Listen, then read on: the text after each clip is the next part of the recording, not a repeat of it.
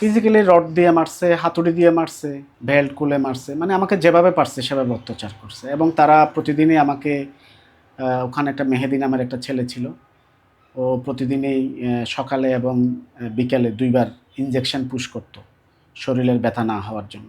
তার ওয়াইফকে দিয়েও একটা ক্লিপস বানাইছে।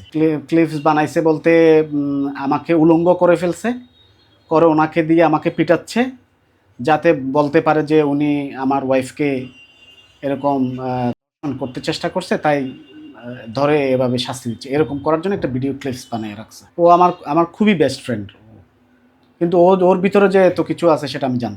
আমি যাওয়ার পর আমার ব্যাংক থেকে প্রায় 4 লাখ টাকার মতো, 4.25 লাখ টাকা বা 4 লাখ টাকার মতো এখনও দেখি না, কারণ আমার মোবাইলটা এখনও অফ। আমি মাত্র আসছি কিছুক্ষণ আগে। আমার এখান থেকে অন্য নাম্বারে ট্রান্সফার করে নিয়ে নিছে, যেগুলো কিন্তু আমার কোনো পরিচিত না। এর পাশাপাশি আজকে আরও তাদের প্ল্যানিং ছিল আমার যে ফিক্সড ডিপোজিটগুলো আছে বিভিন্ন ব্যাংকের, এগুলো তারা ভাঙবে। কিন্তু এর মধ্যেই তো সাংবাদিকরা অনেক সকাল থেকে খুব যখন জোরে সোরে যখন প্রচারণা শুরু করছে। সমুদ্রের গর্জনে ভিন্ন স্বাদের সামুদ্রিক খাবারের ভরপুর আয়োজন উপভোগ করতে আজই চলে আসুন প্যাসিফিক বিচ লাউঞ্জ ক্যাফে কক্সবাজারে। ওনাকে ফোন দিছিল, সবার কাছে তো রেকর্ড আছে। ওনাকে যত জনেই ফোন দিছে সবাইকে বলছে ব্যবসার কাজেই গেছে। আমার ফ্যামিলি যতবার, সবগুলো রেকর্ডিং আছে, যতবার ওখানে গেছে ফ্যামিলি যতবার কল দিছে ততবারই বলছে আমরা ব্যবসার কাজে আসছি, চলে আসবো। এটা হচ্ছে 2015 সালের কথা, সবাইকে জিজ্ঞেস করলে বলতে পারবেন, কলাতুলিতে। তখন যখনই তার এই বিজনেসটা স্টার্ট হয়, তখন আমি এই মূলত তাকে সবচেয়ে বেশি সাপোর্টটা দিছিলাম।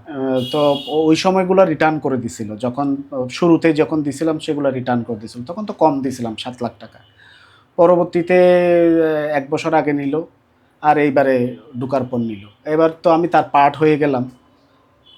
সে আমাকে একটা অফারও দিল যে একটা পার্টনারশিপে তার সাথে ইয়া করার জন্য। তো সো আমি তো এগুলো করার আগেই সে আমার সাথে এইসব করলো আর কি। ওখানে আমার ওখানে টোটাল কক্ষ ছিল হচ্ছে 1টা 2টা 3টা, মাঝখানে একটা গিয়েছিলো। আমাকে একটা কক্ষের মধ্যে সবসময় আটকায় রাখতো। ওই ওই ইয়াতে ফ্ল্যাটে যে কয়জন যেত, ওখানে তো সিসি ক্যামেরা আছে, ওখানে দেখা যাবে। এই লাস্ট যে কয়দিন আমি ওখানে ছিলাম ওরাই ছিল, সাজ্জাদ ছিল, তারপরে নাসির ছিল, হিমেল ছিল, তৌফিক ছিল।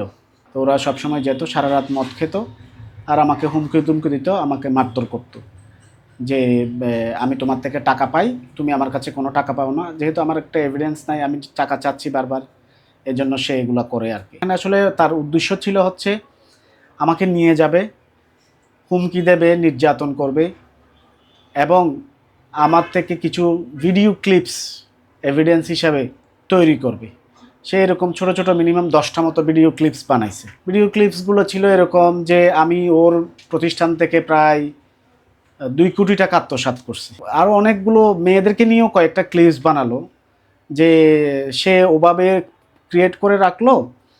তারপরে এখান থেকে মানে আমাকে দিয়ে এমনভাবে বলানো হলো যে আমি এখানে শালিকে আসছি মূলত ওর টাকা আত্মসাৎ করার জন্য, ওকে দোষিয়ে দেওয়ার জন্য, এবং ওখানে যে মেয়ে স্টাফগুলো আছে তাদের সাথে সম্পর্ক করার জন্য। এভাবে কিছু ক্লিপস বানালো ওখানে।